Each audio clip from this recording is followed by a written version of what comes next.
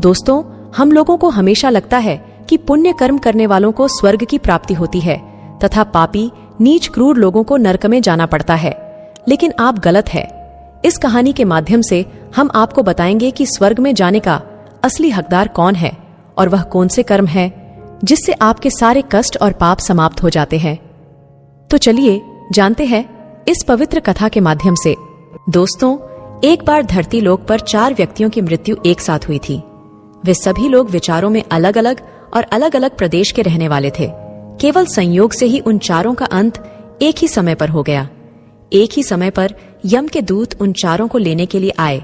मरने वालों में एक तो किसी प्रदेश का राजा था, दूसरा बड़ा धनी व्यापारी था, तीसरा एक पूजा पाठ करने वाला पंडित था और चौथा गरीब मजदूर था जो दिन भर मेहनत करके अपने परिवार का पालन पोषण करता था। चारों की आत्माओं को लेकर यमदूत मृत्यु के देवता धर्मराज की सभा में पहुंचे। चारों उनके सम्मुख जाकर खड़े हो गए। वे सोच रहे थे कि कौन स्वर्ग में जाएगा और कौन नरक में। यमराज अपने आसान पर विराजित नहीं हुए। उससे पहले ही चारों आपस में बातचीत करते हुए स्वयं को ही स्वर्ग का मिलना चाहिए, यह कहने लगे। सबसे पहले राजा कहने लगा, देखो, मुझे तो धर्मराज पक्का स्वर्ग में ही भेज देंगे, क्योंकि मैं एक विश्व विख्यात राजा हूँ। मैंने अपने अनेक सदकर्मों से धरती लोक पर अपना खूब नाम कमाया है। चारों तरफ लोग मेरे अच्छे कर्मों की चर्चा करते हैं। कभी भी कोई मेरे द्वार से खाली हाथ नहीं गया। जो भी आया मैंने उसे इतना दिया कि वो जीवन भर मेरा नाम नहीं भूल पाएगा। हर तरफ मेरे नाम का यशगान हो रहा है। मेरे द्वारा लुटाए गए दान से लाखों लोगों को खाने को अन्न मिला, रहने को आश्रय मिला। इसलिए मेरे कर्मों को देखते हुए धर्मराज मुझे पक्का ही स्वर्ग में भेजेंगे। मित्रों, राजा की बात सुनकर वह धनी व्यापारी कहने लगा, हे भाई, मैंने तो पृथ्वी पर रहकर खूब धन कमाया और उसे धन से मैंने लाखों लोगों की सहायता की है। मैंने अपनी कमाई का 11वां हिस्सा सदैव दीन दुखियों की सहायता में उपयोग किया है। मेरे शुभ कर्मों को देखते हुए धर्मराज मुझे ही स्वर्ग में भेजेंगे। दोस्तों, यह बात मैं पहले से ही जानता हूँ। व्यापारी की बात सुनते ही पंडित जी कहने लगे, अरे भाई, क्यों फिजूल की बातें कर रहे हो? स्वर्ग में जाना कोई आसान काम नहीं है। स्वर्ग में जाने के लिए दान धर्म के साथ साथ पूजा पाठ करना पड़ता है।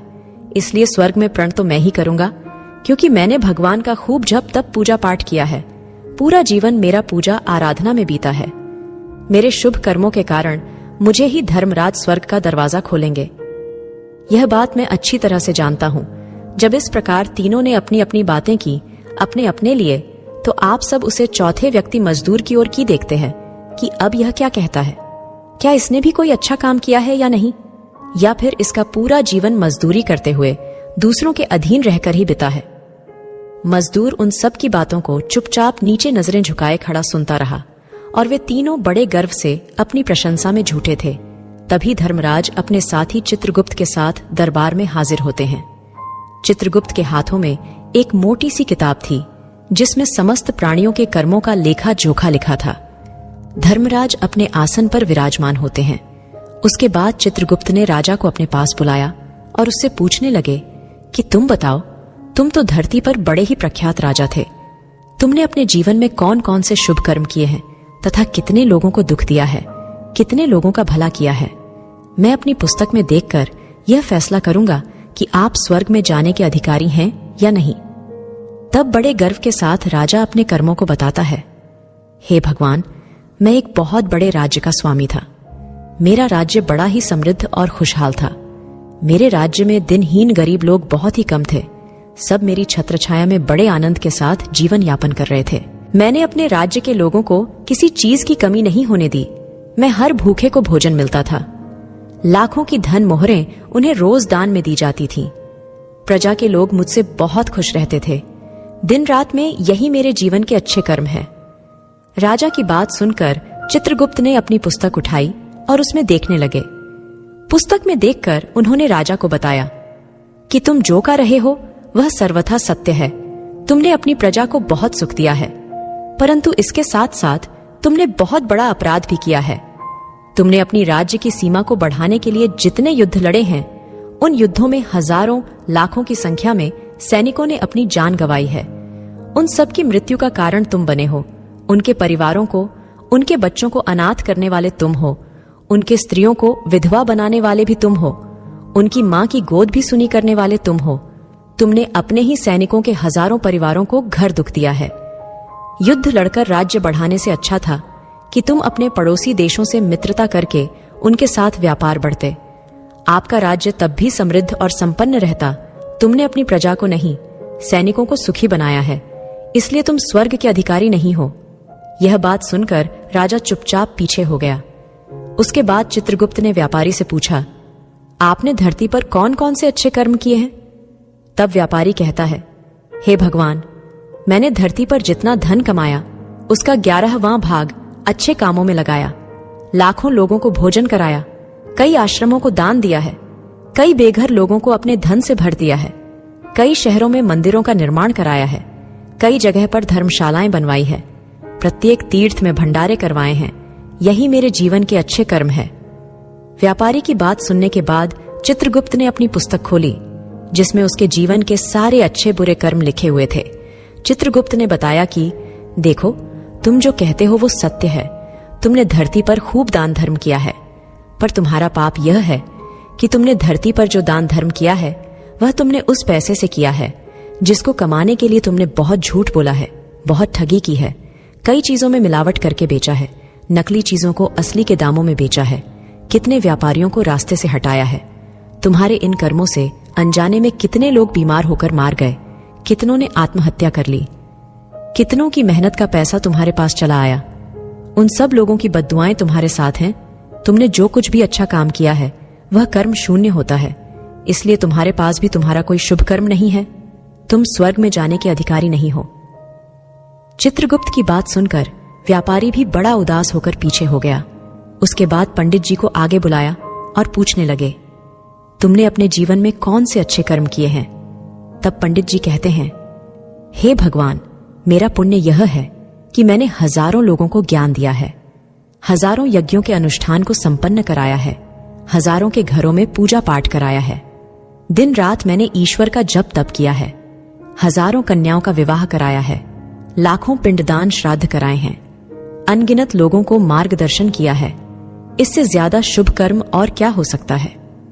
तब चित्रगुप्त अपनी पुस्तक में देखकर बताते हैं, हे पंडित जी, महाराज, आपका कहना सत्य है।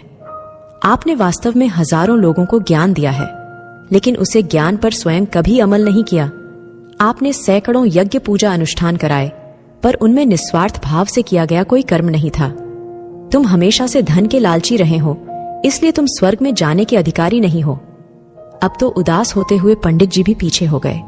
अब बचा केवल मजदूर इंसान।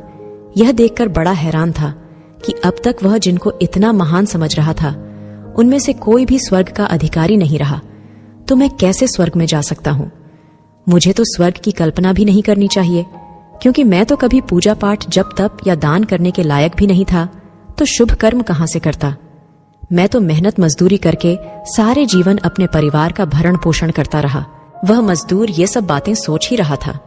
इतने में ही चित्रगुप्त ने उसे भी आवाज लगा दी और उससे पूछा, किंतु वह मजदूर तो पहले से ही कहने लगा, भगवान, मैंने धरती पर एक गरीब के घर में जन्म लिया था।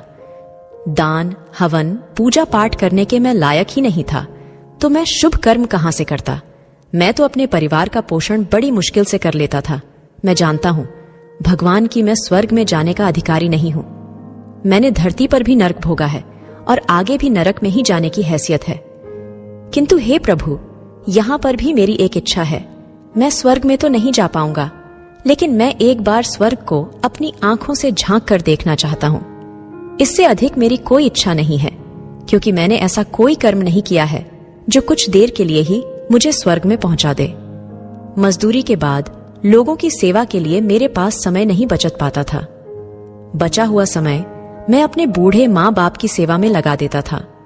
उनके लिए उन्हें खिलाता पिलाता, उनके वस्त्र बदलता, यही मेरी दिनचर्या थी। मुझे तो मंदिर में जाने का भी अवसर नहीं मिलता था।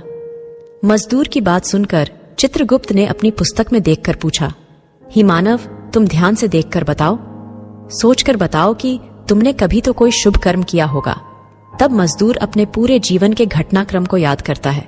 तब उसे याद आता है कि एक बार उसे बहुत तेज भूख लगी थी।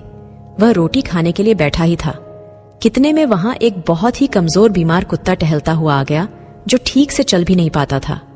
वो आकर मेरे सामने बैठ गया और मेरी रोटी की ओर गौर से देखने लगा। मैं समझ गया कि वो कुत्ता बहुत भूखा है। मेरे अंदर से आवाज आई कि बेजुबान जानवर को छोड़कर तू अकेला कैसे खा सकता है।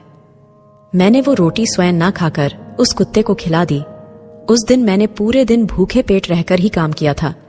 मजदूर की बात सुनकर चित्रगुप्त मुस्कुराए और उसका हाथ पकड़कर बड़े सम्मान के साथ उसे स्वर्ग में लेकर गए और बोली, वास्तव में आप ही स्वर्ग में रहने के अधिकारी हो।